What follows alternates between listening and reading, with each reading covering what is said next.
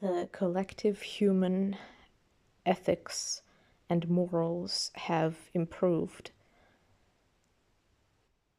over time, at least to some extent, and in some areas of the world.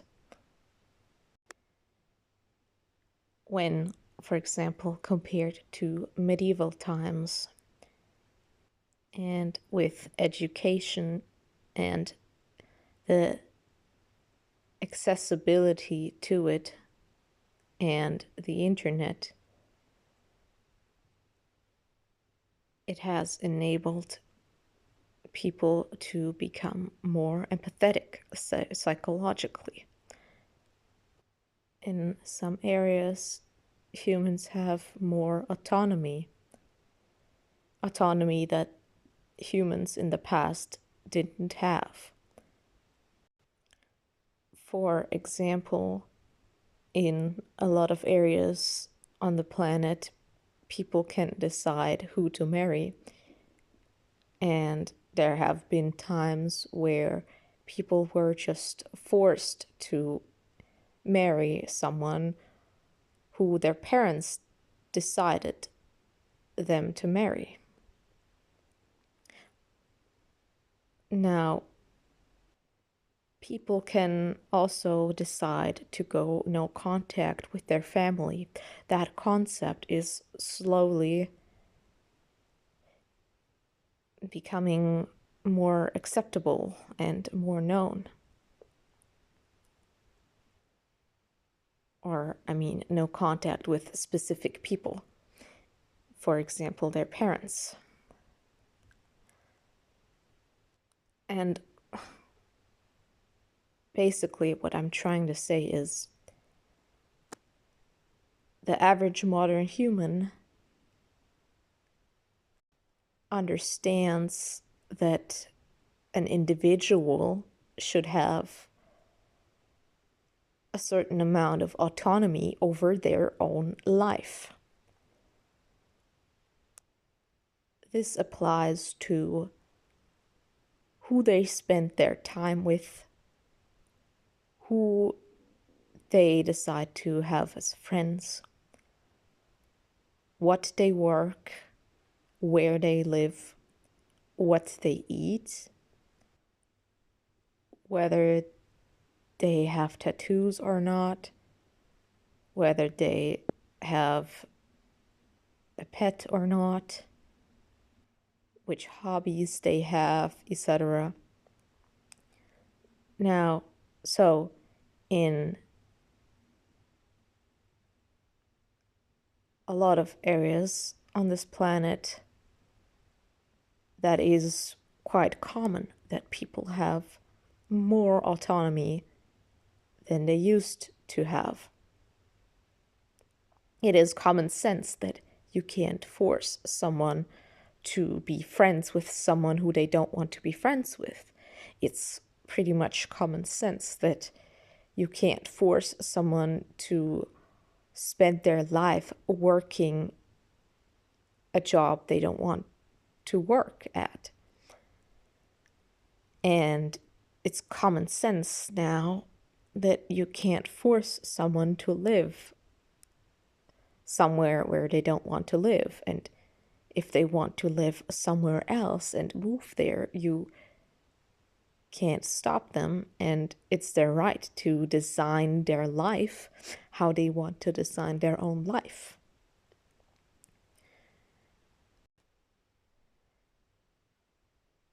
Now, there are other things like music. If someone doesn't like a specific genre, but they would like to listen to another genre, as long as it doesn't affect you, that must be respected. Or, yeah, like, which genre people listen to doesn't affect you, generally speaking. So that's pretty much common sense. Now, when it comes to right to die, empathetic people who respect those areas of autonomy and self-design, designing one's own life, etc. When it comes to right to die, empathetic people don't make the connection that that is nothing else. In fact, it's even more important than other simple things like which music someone listens to.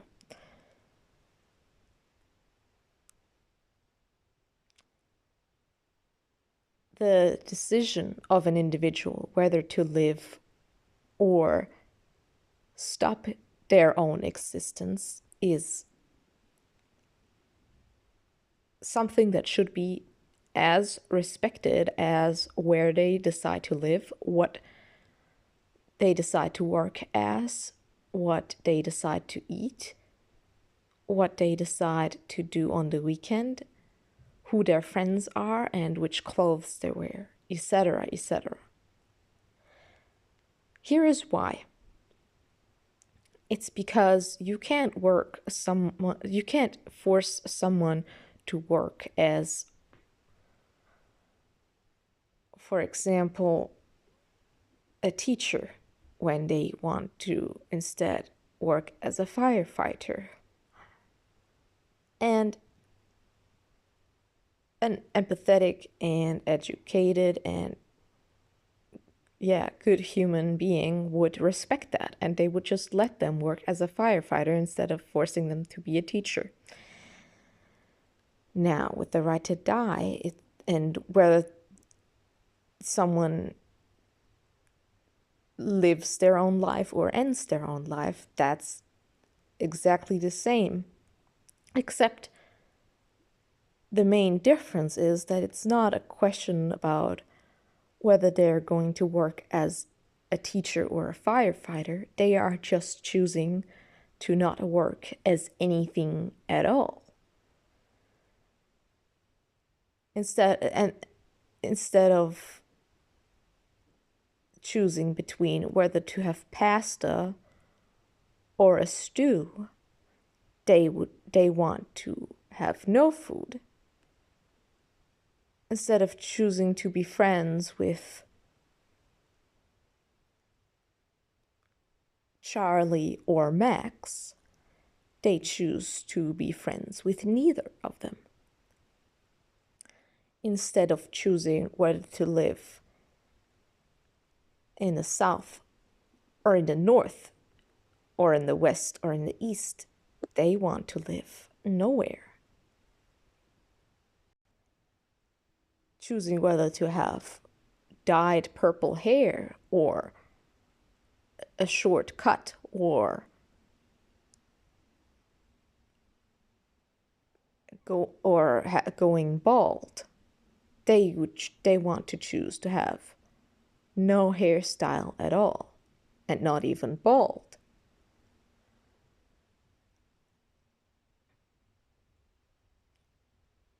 Whether they listen to metal or classic or the birds chirping, they just choose to not listen to anything at all.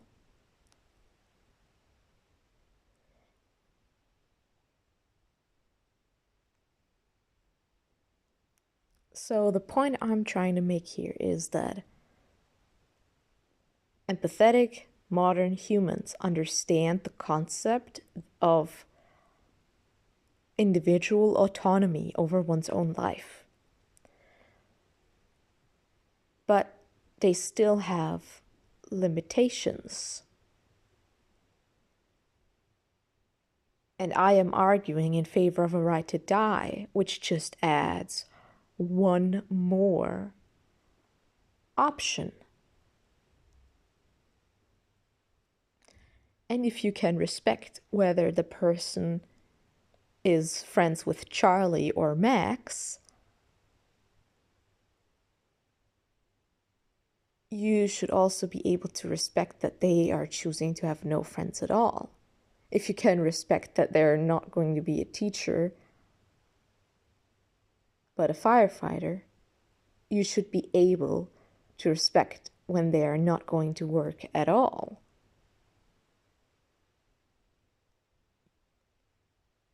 if you can respect what they are going to do in a year, because you understand it's their own life and they should decide how they design their own life, you should also be able to respect that they might design their life in a way that rejects their life as a whole.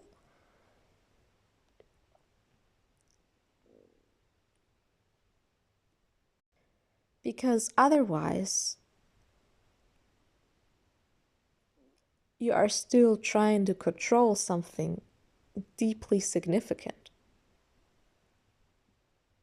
Because if you force someone to live, you are forcing them to be something. It's automatically and it automatically means that you're forcing someone to be somewhere, to see something and to hear something and to do something that they don't want to be at, hear, see, feel, or do.